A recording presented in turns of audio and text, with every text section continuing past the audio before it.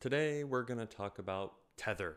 This is obviously a hot topic in the crypto world right now, and probably if you're searching for and finding this video, you have already some kind of basis of knowledge of this controversy that's going on and you're looking for more information.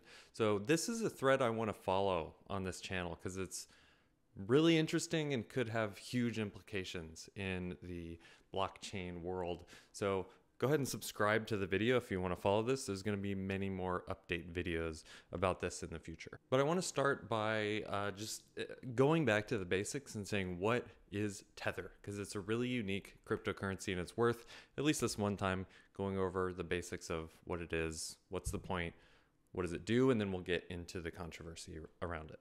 So Tether is a really interesting cryptocurrency. It's kind of different than other cryptocurrencies in that most cryptos, they exist just in the crypto space. And there's this separation between fiat currencies, US dollars and euros and all that, and crypto dollars. And there's not really a bridge between the two. What Tether's trying to be and what they're more or less successful in doing is being that kind of bridge currency. So the idea behind a Tether is that for every one Tether that exists in the crypto world, there is one US dollar to back up that Tether, sitting in reserves in Tether's bank account, ready to be redeemed one-to-one at any point. And this has some interesting uses, both for just a user of cryptocurrencies and for exchanges. So for a user, it means that if you want to move what is essentially a US dollar around, you can use it moving USDT, Tether coins. So if you want to go from one exchange to the other, you can have USDT to go between it and you don't have to deal with the banking system. It can also lend stability to your investment. So let's say you're bearish on Bitcoin and you want to get out of Bitcoin, rather than having to convert to USD, get transactions sent to your bank account, and then go back if you want to sometime, you can put your money in Tether, and that $1 is supposed to always stay worth $1, since there's always this backup here that if you ever say, hey, I don't want these tethers anymore, give me my US dollars, you can go do that and you have your US dollars. So it acts as something that's called a stable coin. And that's the whole point, is to be stable. Other coins have tried to do this. None of them have been successful except for Tether. What Tether can offer to exchanges is it can be kind of that on-ramp into the crypto world. So if you're an exchange, it's really hard to comply with the laws wherever you are, especially in the US. The laws around taking people's government-backed dollars and converting them into crypto and then letting them exchange that however they want on your exchange. So now what they can do is they can say, okay, we're not dealing in fiat world. We're just going to be in crypto world, and we'll take your tethers. We can transact and move those tethers around. And then just like the user, the consumer of Tether, at whatever point they want, they can go back to Tether and say, hey, here's my tethers, give me my US dollars. US dollars go into their bank account and everything's good. Tether has become quite popular with these exchanges because of this difficulty of working with banks, because banks see the crypto universe as very scary, full of risk, and not a whole lot of upside. After all, they're just one account among many accounts. So if you're Wells Fargo, for example, then you might sever your relationship with BitFinex because you don't want to get audited, you're scared of the compliance risk, and you're a giant bank. Why would you put so much risk into one customer account? So this is actually what happened with BitFinex. They had a Wells Fargo relationship that went away. They moved banks. They've moved banks multiple times. And so Tether acts as this way that they can kind of have access to banking without going through traditional banks. So that's kind of essentially where we are today. Tether has ended up acting like a bank for the crypto world, in that they're promising, they super duper promise, they pinky promise that when you go and give them US dollars, they're going to give you Tether tokens. And if you ever want to come back to them and get your US dollars back, fine, they're there, you can have them. And this is basically what any other bank would do. Let's say you get a direct deposit for your employment, go straight into a bank account. The bank is not sitting there on piles of cash. They're lending it out. They're doing lots of things with this money. But at the end of the day, there is this promise that if you want to come get your money, they're going to give you your money. And this is backed up by the rules and regulations of, in this case, the United States government. And that means a lot. There's a lot of value in that. The issue is that Tether is doing the same thing, but they have no regulations. And this is where things get weird. Okay, so on to the controversies, which is probably why you found this video.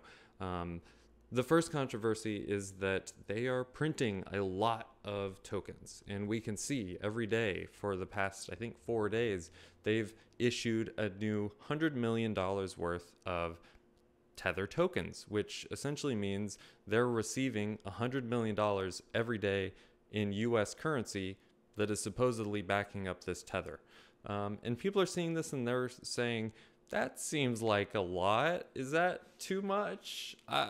I don't know. And it's making people nervous. If there was some way that Tether could prove that they have these US dollars backed up, people would be less I think people would still be skeptical about some things, but they would be slightly less nervous about it because they do have this huge stockpile of cash, and that would make people feel better. So Tether has said that they want to be transparent, and so they're going to get some independent third-party auditors to look at their books, verify everything, and make everyone feel quite a bit better about it. The problem is, so far, they have not done this.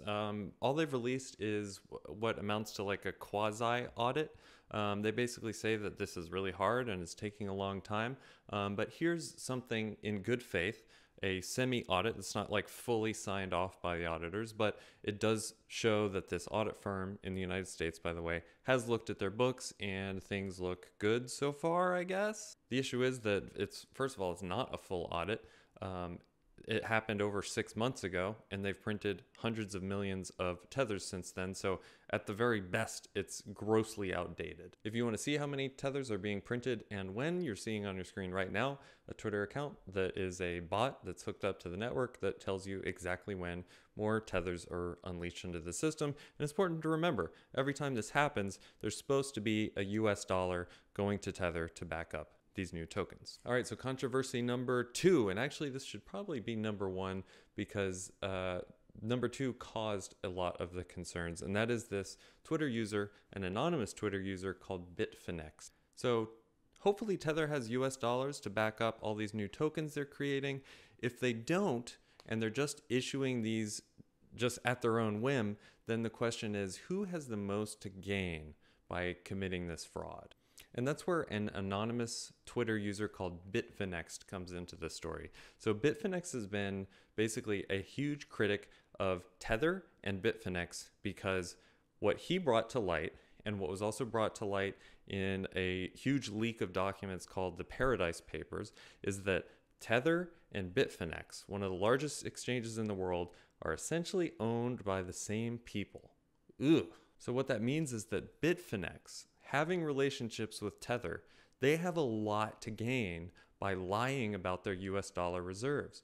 If they can just create Tether on their own whim, send it over to BitFinex, and then BitFinex can use that to buy your Bitcoin or Ethereum or whatever, then essentially they're giving you a currency that's not backed by anything, and they're getting from you your Bitcoins, which are going to continue to have value in the crypto world. If information were to come out that Tether was lying about their reserves of US dollars, BitFinex would have the most to gain.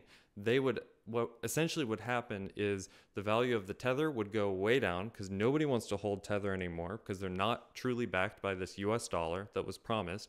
But BitFinex has been dealing with Tethers forever. And so they've been selling you these essentially worthless currencies, getting your Bitcoins and Ethereum and all this other and keeping it. And then when Tether collapses, they still have your Bitcoin and Ethereum, and you're left holding the bag. So this user BitFinex on Twitter, constantly tweeting, constantly putting out blogs. I can make entire videos on what's going on with him. So check out the Twitter account, do some reading, and subscribe here because I'm certainly going to be talking about it more in the future. Issue number 3 is that they've already been hacked. Back in November, it was revealed that they lost about $30 million worth of Tether tokens. Supposedly, they've made everyone whole in this situation. Nobody really knows because of this lack of transparency. So if they were to get hacked again, but this time not tell people about it, we could have the same situation where they need to print a bunch of Tether tokens to make up for the ones that are lost, but they're not telling the general public about it. And so this level of Tether tokens versus US dollars that's going like this, and then pretty quickly they're insolvent. There's so much more that is shady and weird about Tether. The very last thing is regarding their terms of service. So since the hack in November, they've said, hey, we need to upgrade our systems. We need to make sure everything is airtight before we can start making transactions. So the ability to redeem those Tether tokens for US dollars is currently shut off. So you can't actually do that through them. No one's sure if it's just the exchanges that can do this now, like maybe they let exchanges do it, or and not regular customers, or if it's no one that can redeem their Tether tokens. But so far there's no clear answer on when you'll actually be able to redeem these again. And in recent days there's been a lot of Tether printing and speculation that they're trying to just prop up the market before everything comes collapsing down. Okay, so that's kind of the high level overview of what's going on with Tether. It's a really interesting story with some potentially really big, bad complications and problems for the Bitcoin space. So this is something I'm going to be following a lot. Like I said, this is just the very, very basics of what's going on. I could make an entire video on every little point that I talked about before. So let me know in the comments below, what do you want to learn more about? I'll do the research, I'll start making videos, and we're going to stay on top of this topic because it could be big. Anyway, this is Cyberspace. Keep watching, stay tuned. I'll see you next time.